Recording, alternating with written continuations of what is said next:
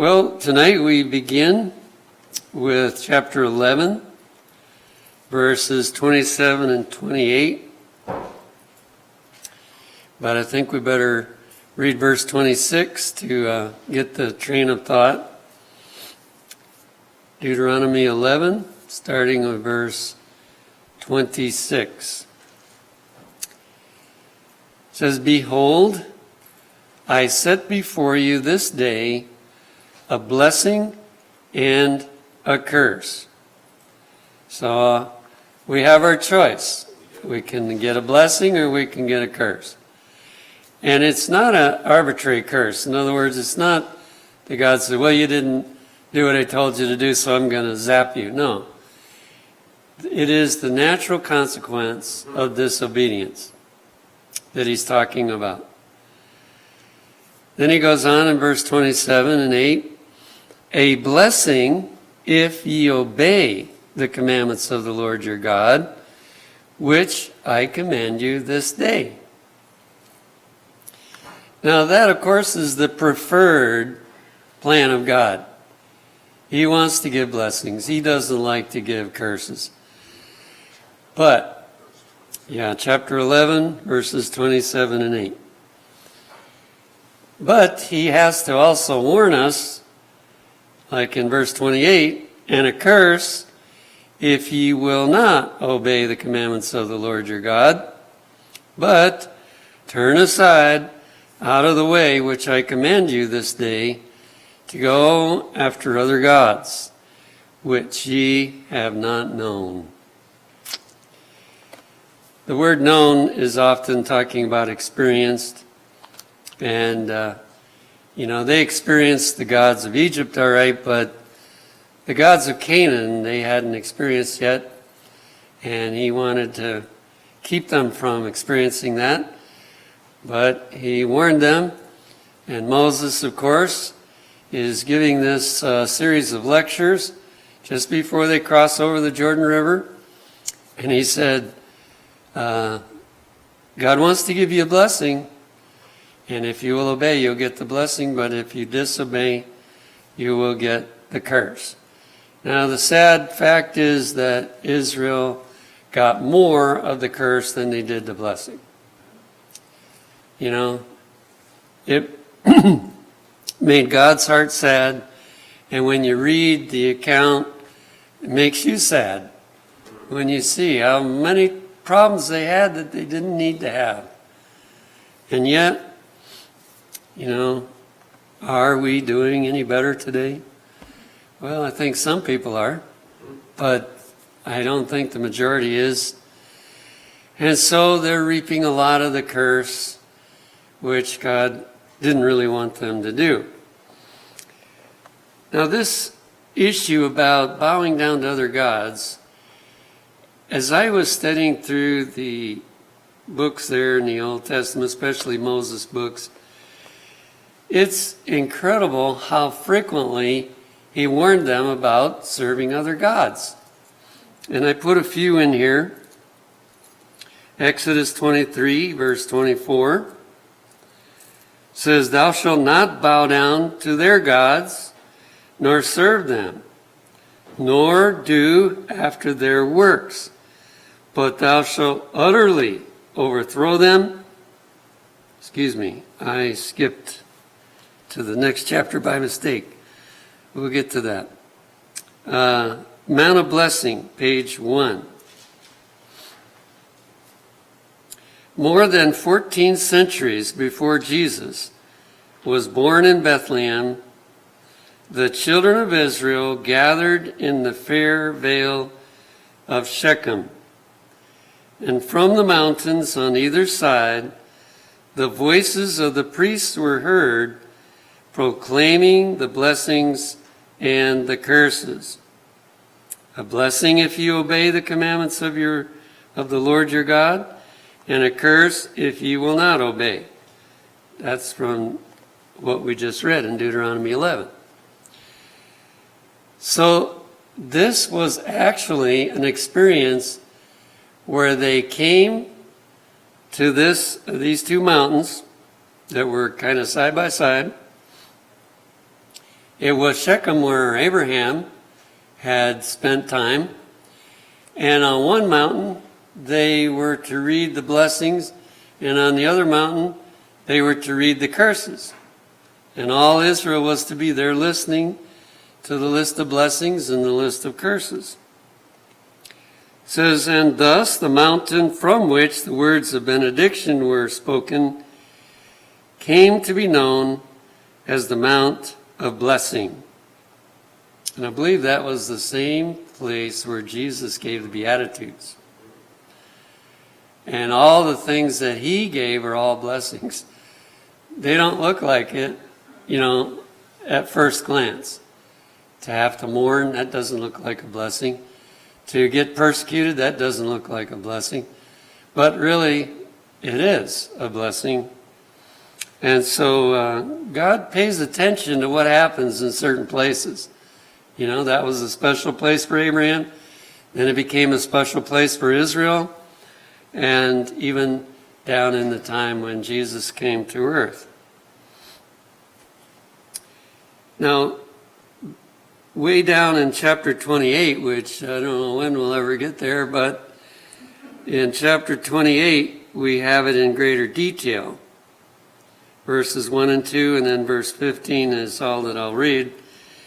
And it shall come to pass, if thou shalt hearken diligently, notice that word, diligently, unto the voice of the Lord thy God, to observe and to do all his commandments, which I command thee this day, that the Lord thy God will set thee on high above all nations of the earth. Wow.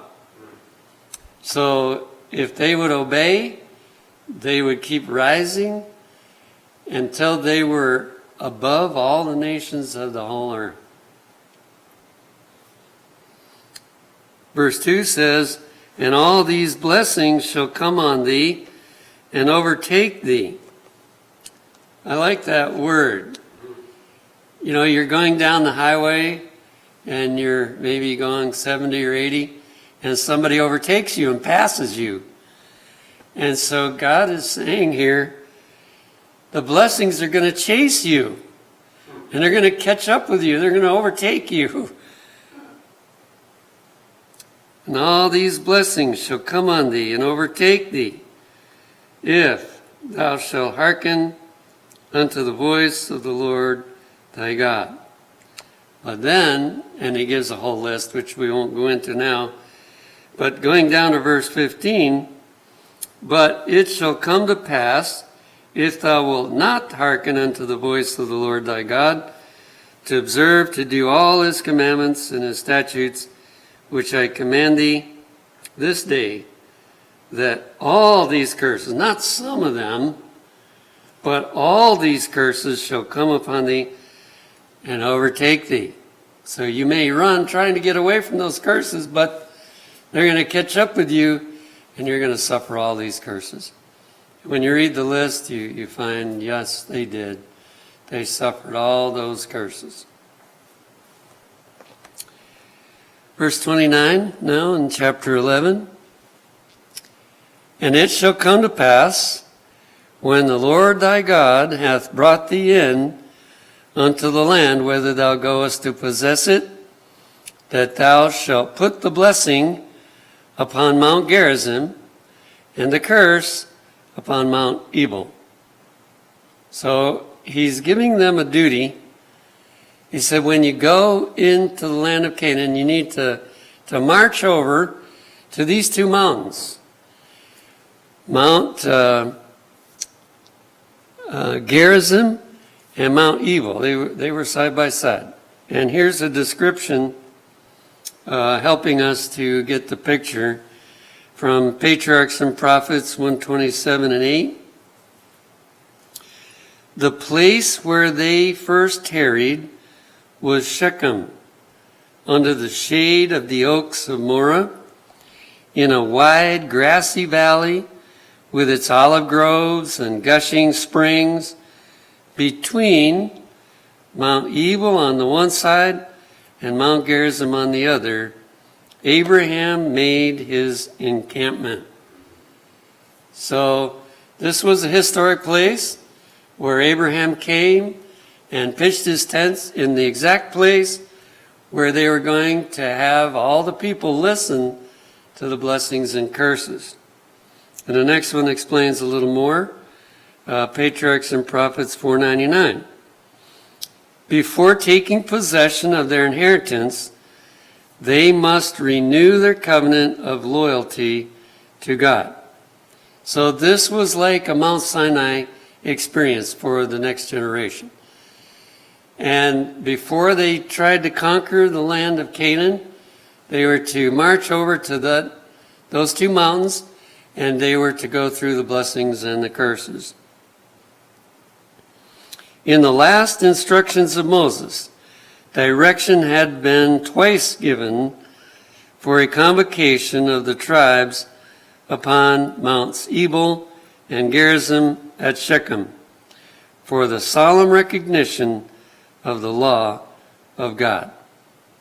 So obviously the law of God was read, and then the blessings and the curses were read. And so they understood he was talking about God's law. In obedience to these injunctions, the whole people, not only men, but women and little ones, and the strangers that were conversing among them. So even visitors were required to go with them over there and listen to all this. They left their camp at Gilgal and marched through the country of their enemies. Now that took some courage because, they could have been attacked, but God protected them. This shows that when we follow what God says, he protects us. To the vale of Shechem near the center of the land. So before, of course, Jericho happened, right away when they got in there. But then they were to travel over there and do this right in the middle of the Canaanites, and God would protect them, which he did. Though surrounded by unconquered foes, they were safe under the protection of God as long as they were faithful to him. Now, as in the days of Jacob, the terror of God was upon the cities that were round about them, and the Hebrews were unmolested. They probably were thinking, well, who's next? Who's next? Jericho fell. Who's next? Let's watch and see. So they left them alone, and they were able to perform the duty that God asked them to do. One more comments on this, Patriarchs and Prophets, page 500. The spot chosen was one of the most beautiful in all Palestine, and worthy to be the theater where this grand and impressive scene was to be enacted. So it, had plenty of water, as we read already, and so the grass was great, the trees grew well, they had so many beautiful things there. The lovely valley, its green fields dotted with olive groves, watered with brooks from living fountains, and gemmed with wild flowers, spread out invitingly between the barren hills. Ebal and Gerizim, upon opposite sides of the valley, nearly approach each other. So they're so close that at the bottom they almost touch each other. Their lower spurs seeming to form a natural pulpit, every word spoken on one being distinctly audible on the other, while the mountainsides receding afford space for a vast assemblage. Don't you believe that after the flood, God prepared that spot for those very events? Because it was perfect. They could get these 2 million children of Israel there in the middle. There was room for them, and then someone could stand on either mountain, and everybody could hear everything that was said. Well, then verse 30 and to the end of the chapter, it says, "Are they not on the other side Jordan, by the way where the sun goeth down, in the land of the Canaanites, which dwell in the Champaign over against Gilgal, beside the plains of Morah?" So he asks that in the form of a question. "For ye shall pass over Jordan to go in to possess the land which the Lord your God giveth you, and ye shall possess it and dwell therein." Now here's one of the many promises that even before they start to conquer the land of Canaan, God tells them, you will win. You will conquer. And I believe he's telling us, even before we tackle our sinful characters, you will conquer. If you trust me, you will conquer. Don't give up in discouragement. Don't get, thinking you can't do it. Of course, in our own power, we can't do it. But this story of the children of Israel is a lesson in overcoming sin. Coming out of Egypt tells us what happens in conversion, and going in and conquering the land of Canaan tells us what can happen in conquering sin in our life. So he says, ye shall possess it. They hadn't crossed the Jordan yet. They hadn't conquered Jericho yet. But he says, you will do it. And you're going to live over there. And the last verse, and ye shall observe to do all the statutes and judgments which I set before you this day. Well, now there is a conditional promise, because it depends if they obey. And they did have it, but they never got all very long that they could have had, and they never got the bigger picture. And now they just have a little tiny piece of it over there in this big struggle. All right, we shift over now to chapter 12. From chapter 12, we look at some of the statutes. They're not all here. And, I'm not sure how he decided, other than the Holy Spirit guided him, to pick certain ones to remind them about. But if we read Exodus, Leviticus, Numbers, and Deuteronomy, we get them all, because Moses recorded them all. These are the statutes and judgments which ye shall observe to do in the land which the Lord God of thy fathers giveth thee to possess it, all the days that ye live upon the earth. That was God's plan, that they would live there until Jesus came. Verse 2. Here's the first duty that he outlines for them. Ye shall utterly destroy all the places wherein the nations which ye shall possess, serve their gods, upon the high mountains, and upon the hills, and under every green tree. There's two places I really enjoy being. Probably you are the same. I think most people are the same. I love to be where we can see the water, and I love to be up where I can see out, have a nice view. And so it's interesting. Human nature really likes those things. But the heathen used those beautiful spots to build places to worship their gods. And so God says, when you go in there, you destroy. all that. You don't leave any of that stuff left there. And verse 3 says, "And ye shall overthrow their altars, and break their pillars, and burn their groves with fire, and ye shall hew down the graven images of their gods, and destroy the names of them out of that place." So, in other words, there isn't supposed to be anything left that would remind them of the worship of the heathen gods.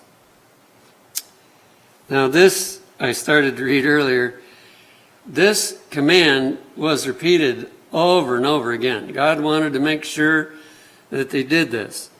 For instance, Exodus 23:24, "Thou shalt not bow down to their gods, nor serve them, nor do after their works, but thou shalt utterly overthrow them and quite break down their images."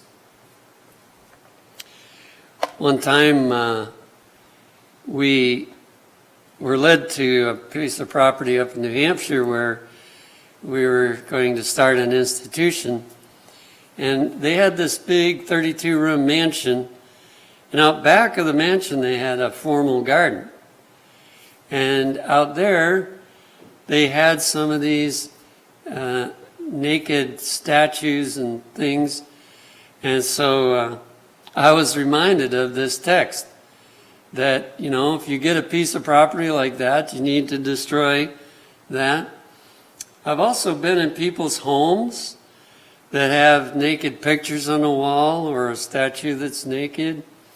There was one young man, I was asked to give a series of lectures for a revival series out in California. And so they put me up at one of the members' houses. And when I was almost ready to leave, I was up earlier before the whole household was up. And I was walking around the living area of the house, and I noticed on top of the refrigerator there was a naked statue of a naked woman. So when the mother came out, I said, whose is that statue? She said, "Well, that belongs to my son." I probably should have said to her, "How come you allow him to have it here in the kitchen?" But I didn't.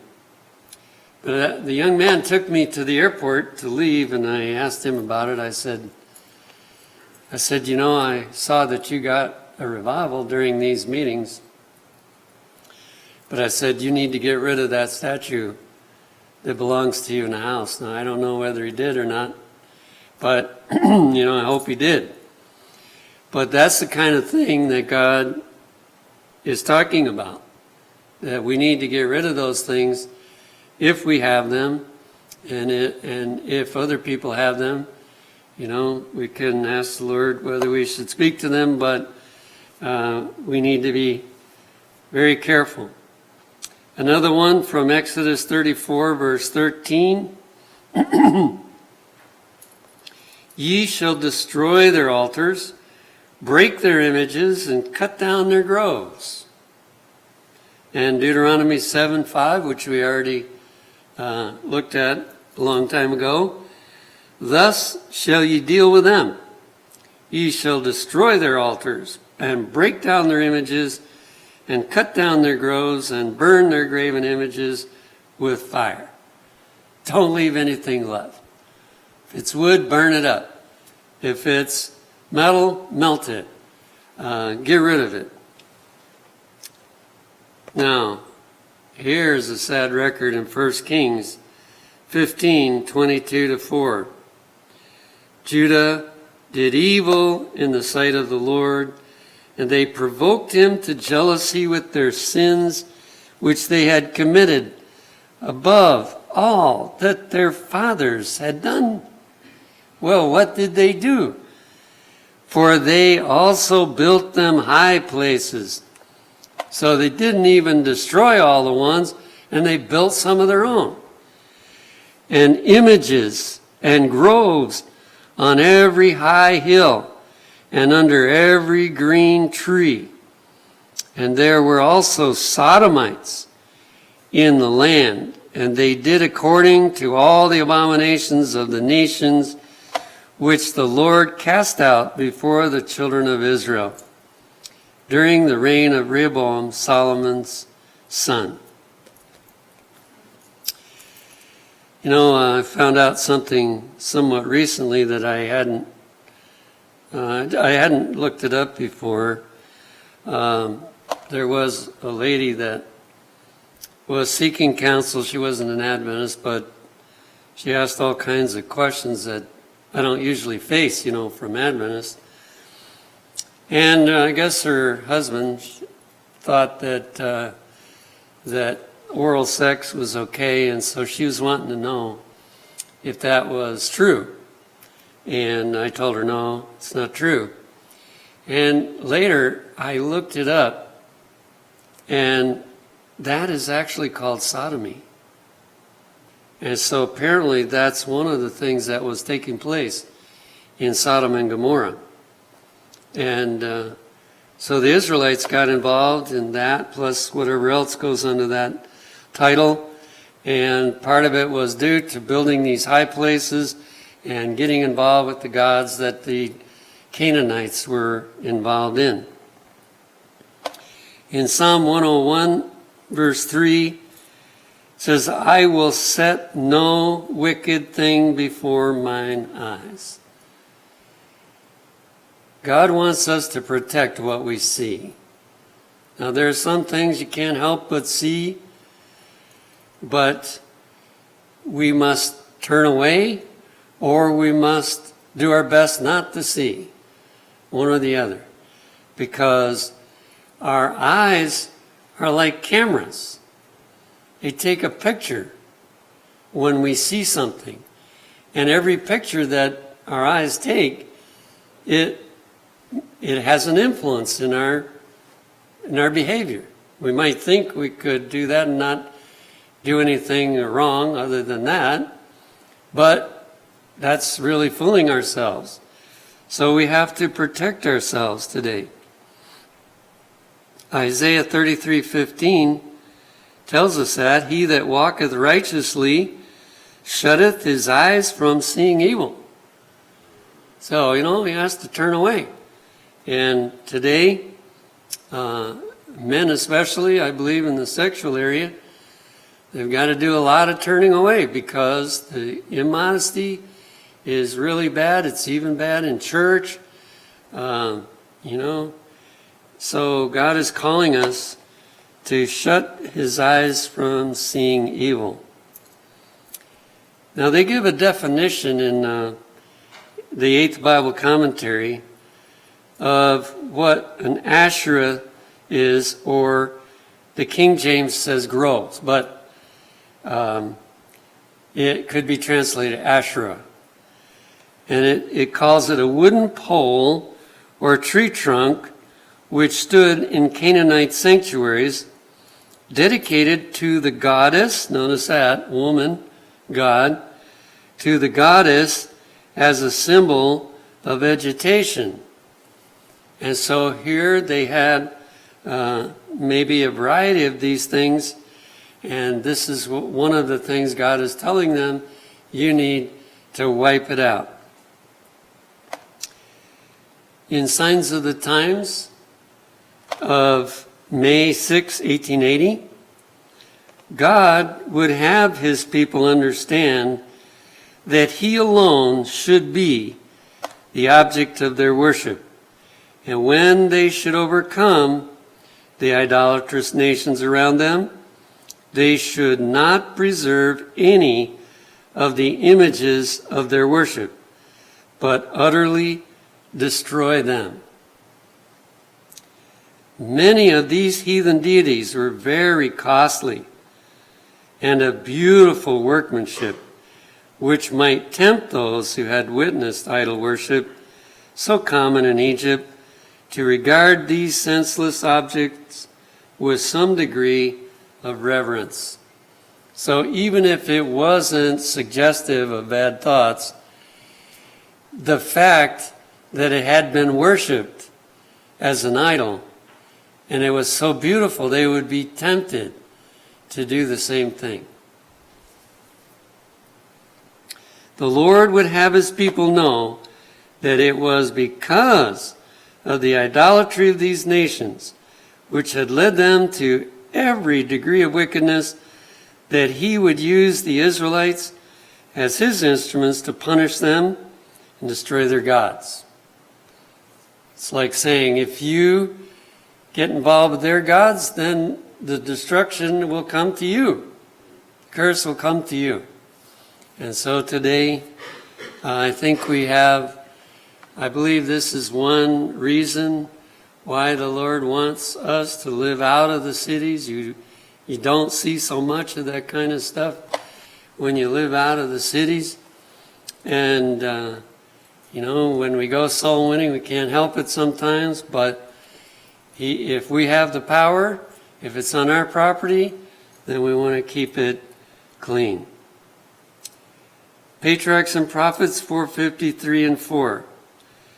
But amid these attractive surroundings, they were to encounter an evil more deadly than mighty hosts of armed men or the wild beasts of the wilderness.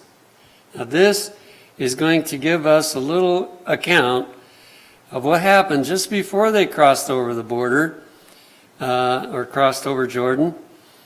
They camped in a place where the heathen had these things. And even the names, it tells us in a moment, were suggestive of evil thoughts. And so they camped there just for a little while, but as a result, they fell into this sin of Baal Peor. That country, so rich in natural advantages, had been defiled by the inhabitants. In the public worship of Baal, the leading deity, the most degrading and iniquitous scenes were constantly enacted. On every side were places noted for idolatry and licentiousness, the very names being suggestive of the vileness and corruption of the people. So, this place was extremely dangerous, and this was, of course, what came as a result of Balaam's counsel. And he told the king, Balak, how he could mess up Israel. And sure enough, that is what laid the foundation.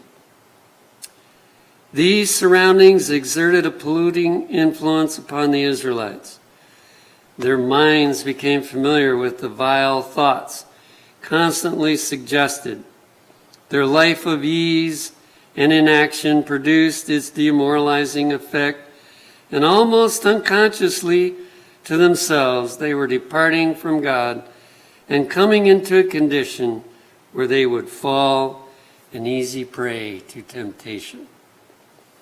So they were camped there for a while. They didn't have much work to do, and they could see things that were not good for them to see. And so slowly it took its effect. And when Balaam had the women of Moab steal into the camp, they found easy targets, and they were successful in getting actually a national apostasy, we're told. And the leaders were leading in this, and most of the people. Patriarchs and Prophets 4:58. It was by associating with idolaters and joining in their festivities that the Hebrews were led to transgress God's law and bring his judgments upon the nation.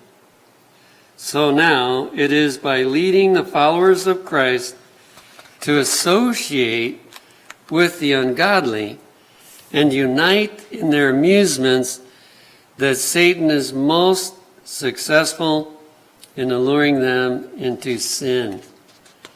Now here we need to begin thinking about some of the practices that happen today. We don't have the same type of worship of the gods, you know. It's in a different form. It's the same thing, but just in a different form. Certainly should turn us away from all pornography, turn us away from a lot of different things that are taking place today. But now we're looking at a warning in regard to who we spend our time with. Now, Jesus did go to people that were in need. He did mingle with sinners and all that, so that is appropriate.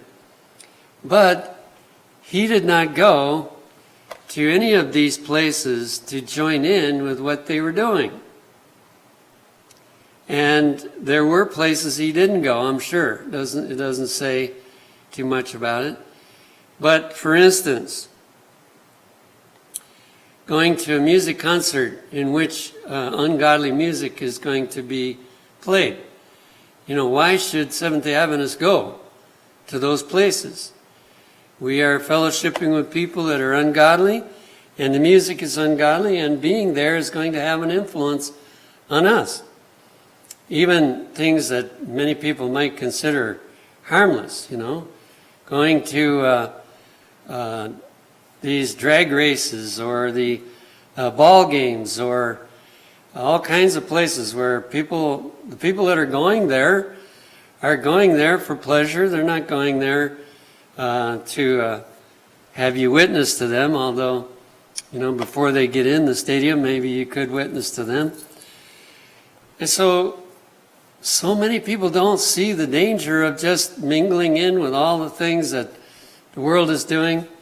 I don't know whether you ever thought of a ball stadium being a place of worship, but if you really stop to think about how much they pay for a ticket to go in there and the enthusiasm with which they get excited about what's going on, especially if it's their team, you begin to realize that, hey, worship is going on here.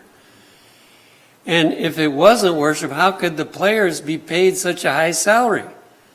There'd be no way that you could earn that kind of salary for a player if it wasn't worship. And then, of course, we got these ball cards and so on. And people just go wild with all this. Yes. Well, as you speak about that, this is happening right now because we have a conference who promote this type of thing going to the ball game. Even in church. I heard it in church. Really? Yes. And you can go to the conference, I'm not going to call it a conference, and get the tickets to go to the Atlantic Braves. I'm like, really? Wow. Well, I can tell you it's never been done in the Wildwood churches. It's never been announced there, and it never will as far as I'm concerned. But, you know, this is really a warning. Why did God put this in as a warning for the last days? Because Satan changes the package, but he does the same thing over and over again. Patriarchs and Prophets 3:69. God called Israel and blessed and exalted them. Not that by obedience to his law, they alone might receive his favor and become the exclusive recipients of his blessings, but in order to reveal himself through them to all the inhabitants of the earth. So what God had in mind is people would look over at them and say, wow, they're really blessed. I wonder if we could get those blessings. And he would inspire other people to want to do what they were doing. It was for the accomplishment of this very purpose that he commanded them to keep themselves distinct from the idolatrous nations around them. Idolatry and all the sins that followed in its train were abhorrent to God, and he commanded his people not to mingle with other nations to do after their works and forget God. Another thing, I've turned away from is parties. I notice that when people set up a party, they do all kinds of things that are not Christ-like. And they may be Adventists, but they don't understand, so I don't go to the party. And sad to say, even at Wildwood, I'm afraid that the parties are not all in harmony with God's will. And I usually stay away even there. And every so often somebody will come to me and say, Pastor Atwood, did you know what they did at that party? I said, no. And they told me, and I thought, it's too bad. But, these things are just, sometimes they can look kind of small and not harmful, but they all stem back to the devil's plan. Yes. I don't think there's any party that is in harmony with God's will. I've been to a party, Seventh Adventist party. Deacons and elders, and if you were to come to that party, you would never know that these were Adventists unless somebody told you. Yeah. I've never seen a party that represented God at all. That's why I don't go. Now, I wouldn't call it a party. I think we should have a different name. Social. We call it a social. And we only did 2 of them. I don't know, somehow we're such workaholics that we don't get around to do much of that. But at the first one we held, we invited anyone that was there to share how God brought them to Wildwood. And we learned some really interesting experiences that people had, how God made it plain that they were supposed to come to Wildwood. Another time we asked them for answered prayers, to share an answered prayer that they had had. And we got to visit with each other. It was a social event, but it was uplifting. It wasn't tearing people down. But it seems like not many people are interested in that kind of social, because I haven't heard of very many people doing those kind. But I believe there's a value in having a social, but it needs to be done the right way. From Maranatha, page 112, says the followers of Christ are to be separate from the world in principles and interests. You see, if we believe God's principles, then it leads us to completely different interests. So our interests are separate from the world as well as our principles. But they are not to isolate themselves from the world. So we are to mingle. I don't think a party is the best place to mingle.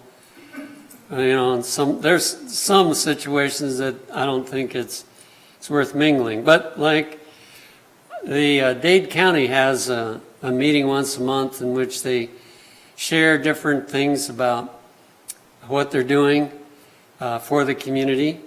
And so I go there and I fellowship with them. And, listen to their talks. And once in a while they let me talk. And I share some things. And I've made some friends there. And so, there's places. We need to be careful what places we go. And the better we get at it, the more safe it is. I noticed this about Jesus. Now, I'm not anywhere near what he could do. But Jesus changed the conversation wherever he was. Now, if you can do that, you can go a lot of places, you see, because instead of the people talking about what they would naturally talk about, they end up talking about what you brought up. And Jesus was constantly doing that, and therefore he didn't have to listen to the things that they would have normally talked about. Now, I've put a list in here just to give some examples. I've mentioned a few of them already. These are modern places of worship. And you probably won't buy a stadium, so you don't have to tear it down, or, some of these places. But if you were to come into possession, either you got to change the use of it or tear it down. One would be a theater. Still, people do go to theaters, I see. That's a place of worship. Various, supposedly gifted actors and actresses. Then there's television that's still used, even though it's not maybe as much as it used to be. And the same thing is true there. It's just more dangerous because it comes into the home, and people know that their fellow Adventists are not going to see what they're looking at unless they come to visit them. But then we come down to the computer, and I probably should add the cell phone there in one.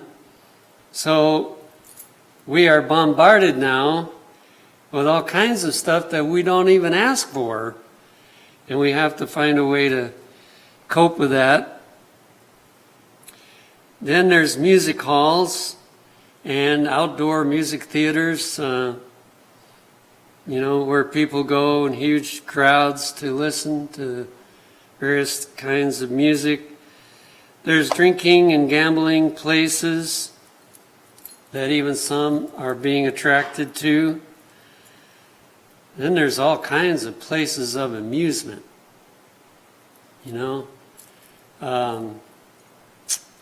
What's the one that's really popular? SeaWorld, I guess. SeaWorld. There are some things at SeaWorld. We did go once, but I wouldn't go again.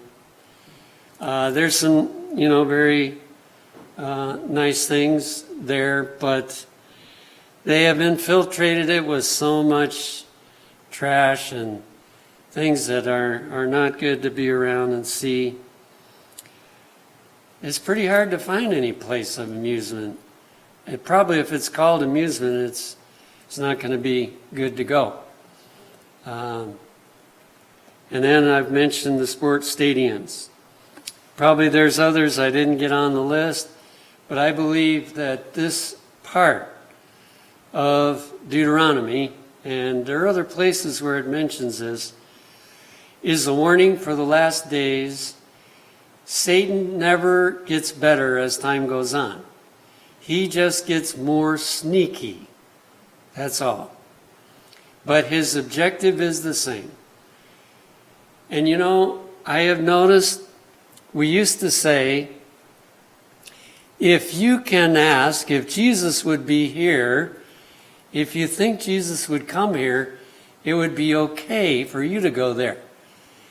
But people's conscience has been so damaged by all these kind of things that the heathen do, and that even Christians do, that we can't even say that anymore.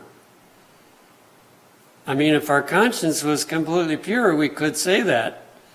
But if it's not completely pure, we have to say, where in the Bible does it support this? Where can we look that says that this is a good thing to do? Or in the light given through Ellen White, if we can find in that evidence that this is okay to do, then it's safe. But if there's no evidence, then we need to stay away from that. There are enough things that a Christian can do that will be enjoyable, and there's even people of the world. It's amazing how many people enjoy just hiking out in nature. And they're just seeing the beautiful scenery. They're not, looking at any of these things. They're just out there to enjoy nature. And how come so few Christians just enjoy being out in nature? But the things that Satan tries to get us to do are of the exciting nature, so that the simple things become boring. And that's the hook that he pulls people into this because of the excitement that it seems to give. But the bottom line is, it destroys love of studying the Bible, love of prayer, because those things don't seem exciting. Now, when you really get used to those things, it becomes exciting, but it often seems boring when a person is used to all this other type of thing. Well, that's a good stopping place.